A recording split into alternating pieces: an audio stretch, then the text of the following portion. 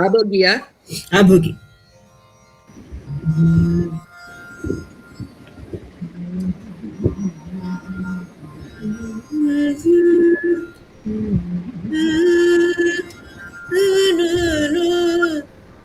अवघाद्वैताचा घाल अवघाद्वैताचा घाल सांडी कल्पना उपाधी सांडी कल्पना उपाधी तीच साधूला समाधी तीच साधूला समाधी तीच साधूला समाधी वाद घालावा कवनाला वाद घालावा कवनाला अवघाद्वैताचा घाला अवघाद्वैताचा घाला सांडी कल्पना उपाधी सांडी कल्पना उपाधी तीच साधूला समाधी तीच साधूला समाधी तीच साधूला समाधी पुढे उमजेना काय पुढे उमजेना काय बुडत्याचे खोल पाय बुडत्याचे खोल पाय बुडत्याचे खोल पाय सांडी कल्पना उपाधी तीच साधूला समाधी तीच साधूला समाधी तीच साधूला समाधी சாண்டி கல்பனா உபாதி தீச்ச சாதுலா சமாதி. இங்க வந்து மனசுல இருக்கிற விகல்பங்கள் தான் நமக்கு இருக்கிற அஜ்ஞானம்.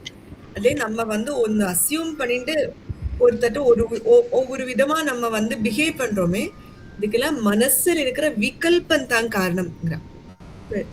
அந்த விகல்பத்தை விட்டுடுங்க வேண்டாம் அப்படிங்கிற ஸ்டாப் க்ளோஸ் யுவர் இமேஜினேஷன் அப்படிங்கிற அந்த விகல்பத்தை விட்டுட்டாதான் மனசுல இருக்கிற வாஸ்தவமான சத்தியம் வந்து அங்க பிரகாசிக்கும். அந்த சத்தியம் உபாதி ரஹிதம், அந்த சத்தியம் விகல்ப ரஹிதம். அங்க கல்பனைகளுக்கே வந்து ஸ்தானமே கிடையாது. ரொம்ப சிம்பிளா சொல்லணும்னா, நம்ம ரோட்ல இப்படி நடந்து போறோம்னா யாரோ நம்மள பார்த்தா சிரிச்சா போனா அவ ஏதோ ரொம்ப சௌஹார்தமா பண்ணிருக்கா, நம்ம அவளை அந்த அந்த ஏன் நம்மளை பார்த்து சிரிச்சா, நம்ம ஏதோ கொஞ்சம் கேவலமா ஏதாவது ட்ரெஸ் பண்ணிட்டு இருக்கோமோ அப்படின்னு, இல்லைன்னா நம்மள அவ பரிகசிக்கிறாளோ, இல்ல மனசுல ஏதோ வச்சிருந்து அப்படி நக்கலா சிரிக்கிறாளோ அப்படின்னு என்னென்னமோ நம்ம அசியூம் பண்ணிக்கிறோம் இல்லையா. இதெல்லாம் விகல்பங்கள். இது போல இங்க ஞானேஸ்வர் மகாராஜ் வந்து கோவில் செஞ்சு கதவை சாத்தின்னு இருக்கார். ஜனங்கள் நம்ம சொல்ற விஷயங்களை புரிஞ்சுக்கிறதே இல்லை. அவ வந்து எவ்வளோ தர்மத்தை எடுத்து சொன்னாலும், எவ்வளோ அஹிம்சை பிரேமை இதெல்லாம் எவ்வளோ எடுத்து சொன்னாலும் ஜனங்கள் திருப்பவும் அவ கண்ணா பின்னா அவ எப்படி இருக்காளோ அதே மாதிரி தான் இருக்கிறா, யாருமே திருந்துற மாதிரி தெரியலை அப்படின்னு தானே ஞானேஸ்வர் மகாராஜ் நினைச்சுட்டு இருக்க. அப்படி திரும்பாதவான்னு ஏன் நீங்க நினைச்சுக்க போறேன்னா அப்படின்னு முக்தாபாய் கேட்கிறா. Stop your imagination. அப்படி நம்ம இமேஜினேட் பண்றோம்னா கூட எல்லாரும் ஜீவன் முக்தால் அப்படின்னே பார்ப்போமே, எங்க இப்ப குறைஞ்சு போச்சு, யாருக்கு குறைஞ்சு போச்சு, இங்க அத்தனை பேரும் வந்து ஈஸ்வர சாட்சா்காரம் பிராப்தமாக்கினவா அப்படின்னே பாருங்களே. அப்படி பார்த்து நமக்குள்ளேயே அந்த ஈஸ்வர சாட்சா்காரம் ரொம்பவே தவிர யாரும் குறைஞ்சு போக மாட்டா. அதனால இந்த இந்த கல்பனை இந்த லௌகிகமான கல்பனைகளை விட்டுடுங்கோ. சாண்டி கல்பனா உபாதி, கல்பனையை பிடிச்சிட்டு இருக்கிற அந்த using Kalpana as an excuse, அதை விட்டுடுங்கன்னா தீச்ச சாதுலா சமாதி.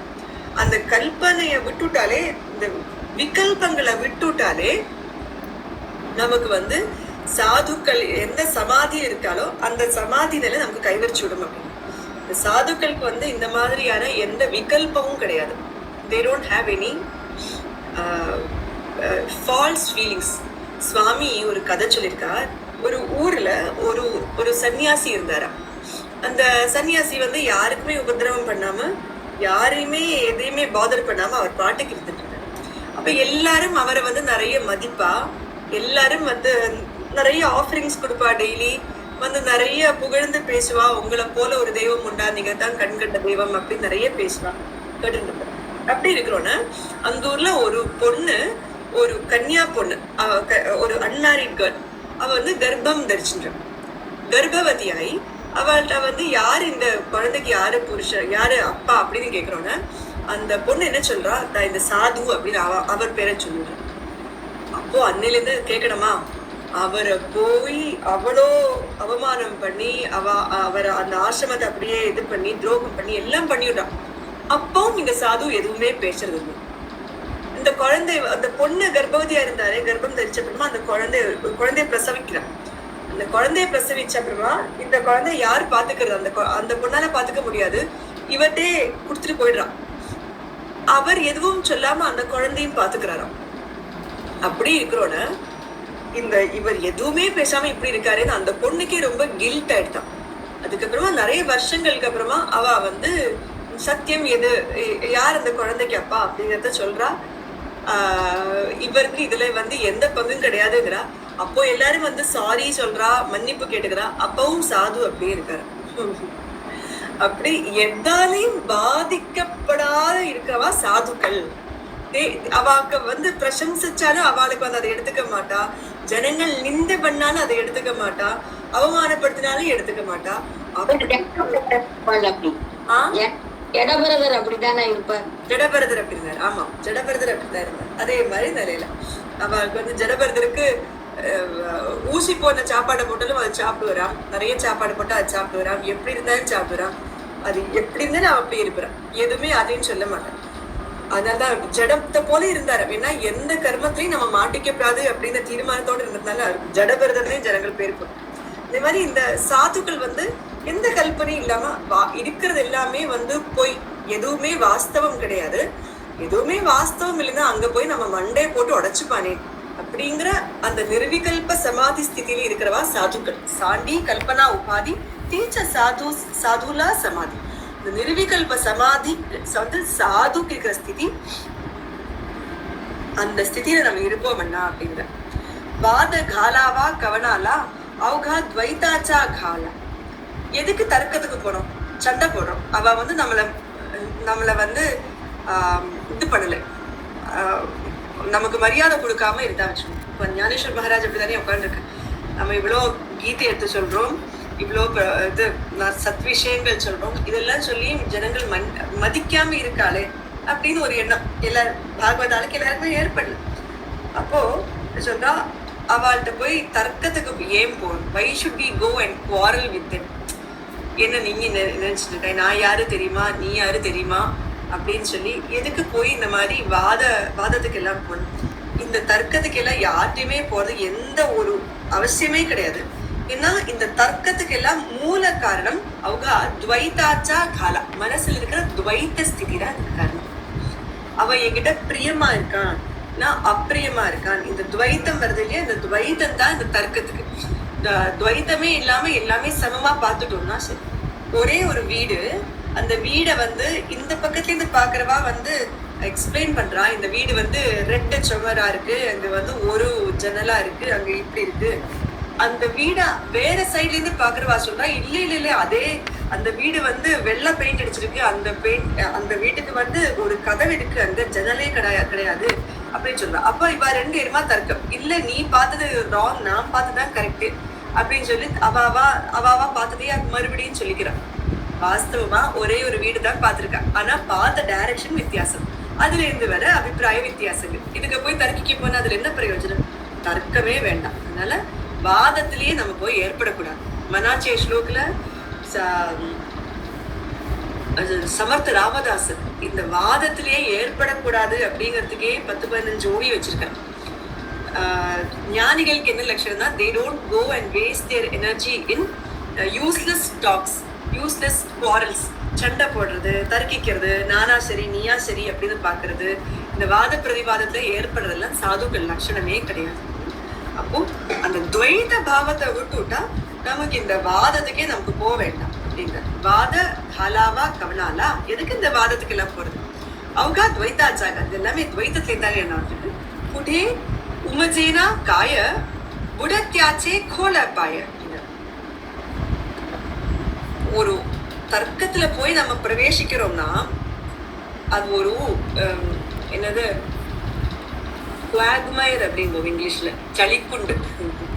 சளிக்குண்டுல போய் காலை வைக்கிறாப்பல விழுந்துட்டோம் வச்சுக்கோ, இந்த விழுந்தா திருப்பி திருப்பி அது உள்ள போறதுக்கு தான் நமக்கு பிரபலத்தை ஜாஸ்தியாகும். நினைச்சுப்போம் ஏதோ சொல்லி வந்துட்டோம் நினைச்சுப்போம். நம்ம சொல்லலாம் இல்லையா, கொஞ்சமா குவிக் சாண்டா, குவிக் சாண்ட் கூட ட்ரை. அந்த குவாக்மயர் தான் அந்த சளிக்குண்டு. கஜேந்திரன் எல்லாம் மாட்டினாரு. அந்த more we try to come out, the more we are drowning it. அந்த மாதிரி